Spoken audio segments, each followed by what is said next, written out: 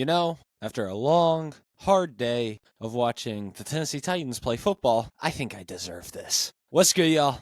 Welcome back to the Vols Rundown.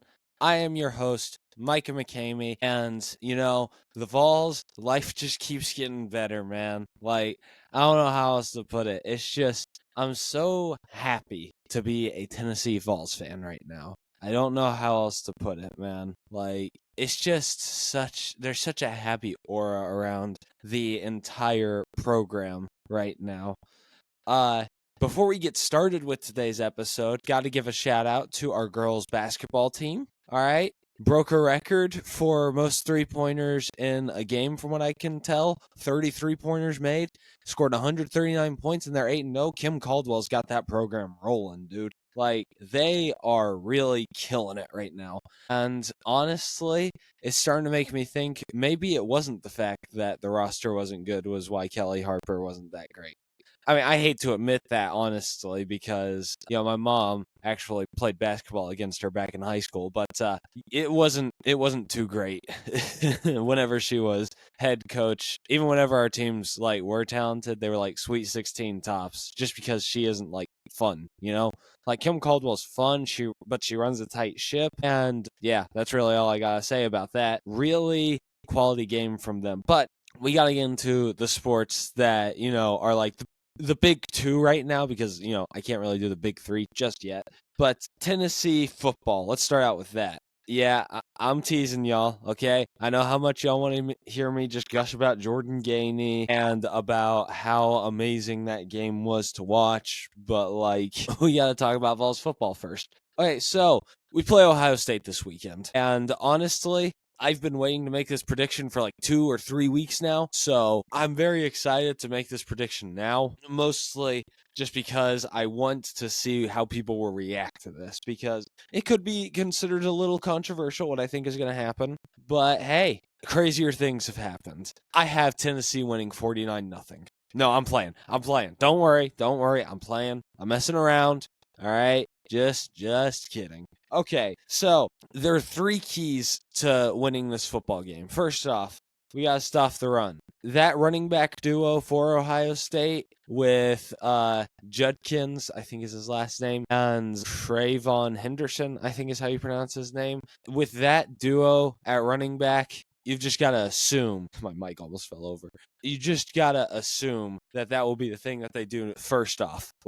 Especially considering the fact that Will Howard ended up being a little bit more of a lateral move from Kyle McCord than he was an upgrade. Apart from the fact that he has more experience, he's really not that much better. So you got to be focused on stuff in that run, which I'm very confident that we can do. Okay, interior D-line's pretty good. Obviously, the D-linemen on the outside are great as well. It's just that, it's not really as much their job to stop the run as it is the interior D-line. So just wanted to put that out there. Speaking of defense, though, just overall, I need Jermon McCoy to give Jeremiah Smith what he gave Ryan Williams, and that is a butt whooping in this game, please. I just want to see that, because that would absolutely destroy Twitter, and people will finally realize this dude would deserve to be all SEC first team. Hey, overall, as long as the run D stays pretty solid, then we'll be all right. Because of the fact that, I don't have that much trust in Will Howard against our secondary. Just a hinge. I'm definitely giving him rat poison right now, so just please, just for goodness sake, just don't let Will Howard be watching this video, okay? Or this episode, because if he watches it, then we're cooked. Sorry, Vols fans in advance, just in case if, that were to happen by some miracle, but hey, I'm a 10 subscriber channel, so, I'm not expecting, Ohio State, Ryan Day to find this video and just be like, you see, gentlemen, this 10 subscriber YouTube channel decided that we're not good enough.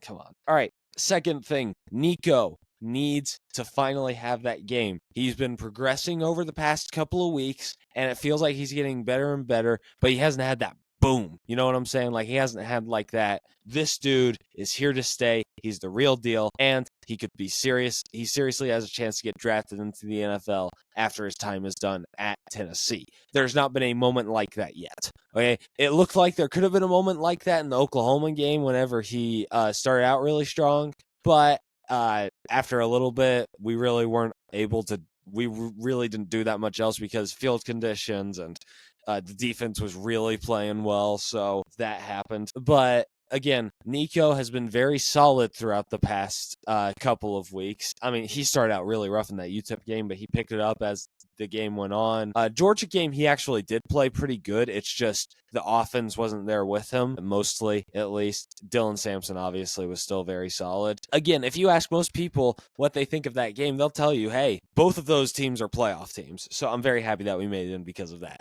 But also Vanderbilt, obviously, like he talked trash. He had one bad interception, but after that, he was lights out, absolutely throwing some insane dimes. He threw a great pass to Mike Matthews, which just gets me so dang excited for the future, quite honestly.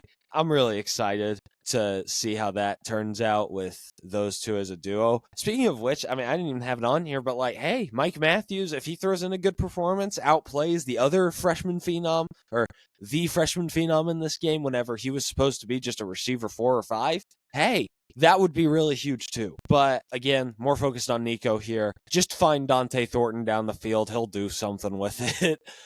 Same thing with Brew McCoy.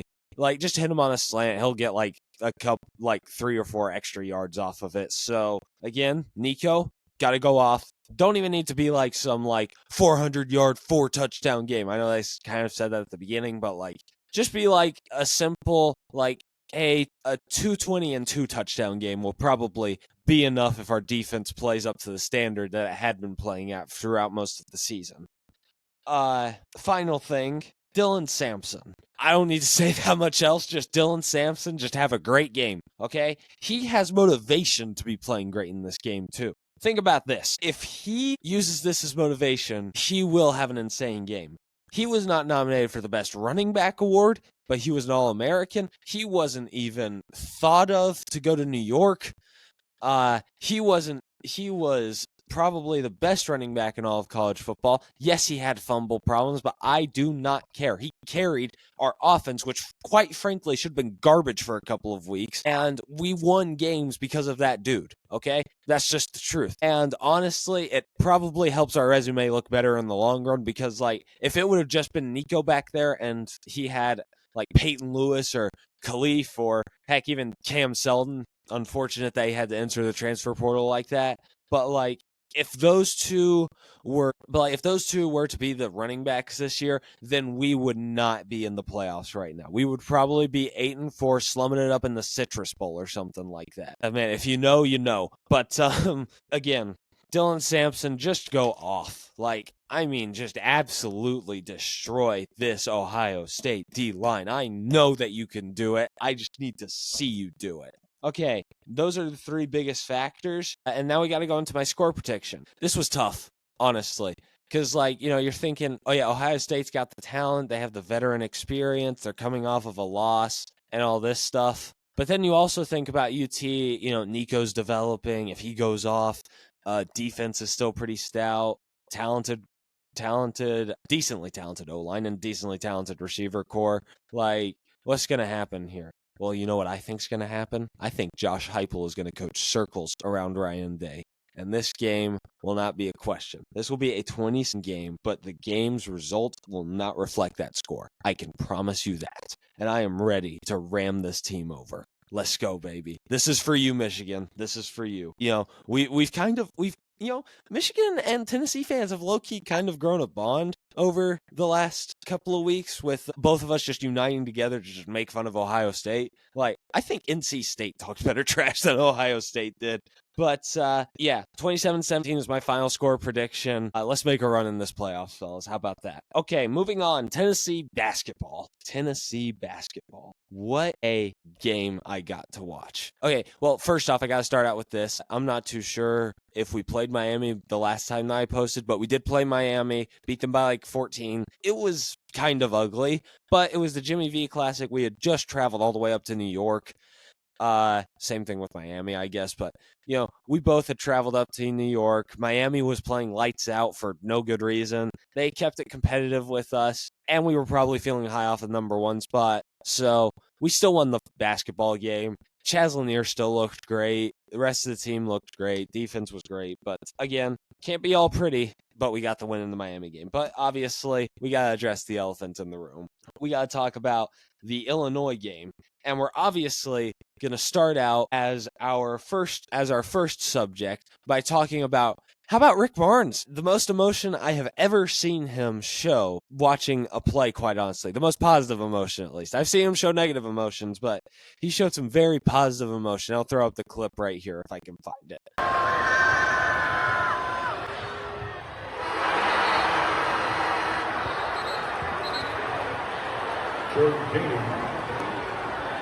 But anyway, man, but we've obviously, y'all aren't thinking about that, okay? You're obviously thinking about the dude that was a standout player in this game, some could say. Somebody that really made an impact on this game. And of course, I'm talking about Igor Milicic. My gosh, man. Like, look, we won the game and he got 14 rebounds, so that's really good. But like, dude looked like me out there. Like that's what my middle school highlight tape looked like. I got a lot of rebounds, but I would miss a lot of threes, and I would barely be able to put back layups. So there's that. Igor Milicic didn't play the best game, but hey, you know, he had an off night. We still won the game. Imagine what it's going to be like whenever we're playing good teams and he has an on night. Like, I'm very excited about this basketball team because of Igor Milicic. But overall, fun game to watch, and very excited to watch them next week. I mean, we play cupcakes until like late January or something like that. But hey, yo, Auburn versus Tennessee is going to feed families in a few weeks. Like, that is going to be one of the best games of the season. Bookmark it. But, excuse me. But, okay. I've been holding it off from y'all for a while. Okay, I'll finally talk about it. I'm going to talk about Chaz Lanier. No, I'm playing. We're going to talk about Jordan Gainey. Oh my gosh. Jordan Gainey. Dude, I remember talking with my brother and my family about, like, yo, this dude could be special. Like, he genuinely could be really good. Like, mid last year, whenever we were talking about who's going to fill the void of Connect. Obviously, we didn't know that we were getting Lanier at that point, but we did. But before that happened, we had been talking about, like, who's on this roster that can fill in the void. Me and my brother were just like, my brother and I guess, were just like, yo, watch out for Jordan Gainey. And obviously, he's not been Dalton Connect, and he's not been some, like, best scorer on the team or anything, but he had a career game against Illinois. He hit a game winner, one of the prettiest, most athletic, most circus shot game winners I have ever seen. He hit the three to tie the game. That was huge. If he would have missed that, then we probably would have lost the game. We would have fouled. Yeah. We've got to talk about, again, overall, Jordan Gainey played an awesome game. There's really not that much else to it. Played a great game. Very, very happy to see that happening from one of my personal favorite Tennessee Vols. But before I go into this next one, I kind of want to talk about the refs in this game because, like, I'm not too sure if y'all have seen the graphic floating around Twitter. I can't put it up on the board because, like, me showing you what was it again? Me showing you the other thing that I said I would earlier, Rick Barnes' emotion on the sideline. That is the most editing that I'll do. Again, I'm recording late because I just got back from the Titans game. It's been a long day. But let's talk about the refs. There was a graphic going around where it was showing foul trouble for both teams. Illinois had 2 total players in foul trouble. Tennessee had 5. I mean, like, I'm not saying, like, ooh, the game was rigged. They don't want Tennessee at number 1. They want Auburn because Bruce Pearl is fun and blah, blah, blah, blah. But, like, I'm just saying it was a pretty poorly officiated game. Like, I remember right at the end, I was really upset because this could have cost us the game. Thank goodness he missed the first free throw the Illinois player did. But, like, the Illinois player pushed over our defender, and yet the defender got called for the foul. I don't understand that. I don't get it. But hey, it's just the way that sometimes things are. But here's the thing. What separates a good team and a great team? A great team can overcome bad refs. Actually, I think that a great team is usually helped out by refs, but you get the point. A great team, even whenever the refs aren't on their side, will overcome said refs to win a basketball, football game, whatever you want to call. All right, we got to talk about Lanier. He was okay. He scored 17. Very, very solid night from him. But, like, it was like he and Gainey switched places. It was like Chaz Lanier was, like, the one that was hitting all the shots. Gainey was the one that was hitting all the shots, being the main offensive option. And then Lanier was just kind of taking a backseat and was just like, I'll pop up for a three every now and again. I may even go for the mid-range shot, but I'm going to let Gainey do his thing because he's got the hot hand, which is a good thing because last year, Jordan Gainey was still developing. Zakai Ziegler's never been a huge scorer or anything.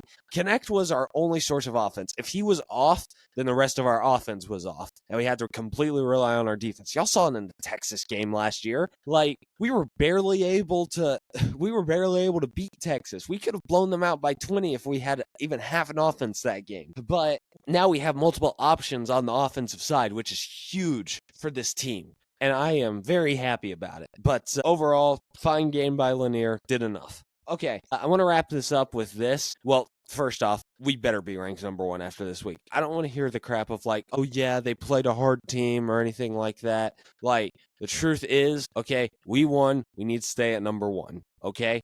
I know that Auburn's win looks pretty good over Ohio State, but Ohio State is not that good at men's basketball, at least. Let's be real. But just wanted to say that. Next thing, I got to give credit to Illinois, man. They played a hard-fought, gritty game. Underwood's got a pretty good program right over there. It's the reason I was scared, honestly, going into this game. If I could find it, I would. And if I had the time, I would edit it into here. But, like, he has a very good culture, and I told y'all that I was a little worried about this game because of the fact that they are a pretty good basketball team. It's really all I got for that. But again, Illinois, great game by them. I really think they're going to be in the tournament come March. Same thing with Virginia and Baylor. We have some really good wins that'll look really nice around tournament time right now. So that's the episode.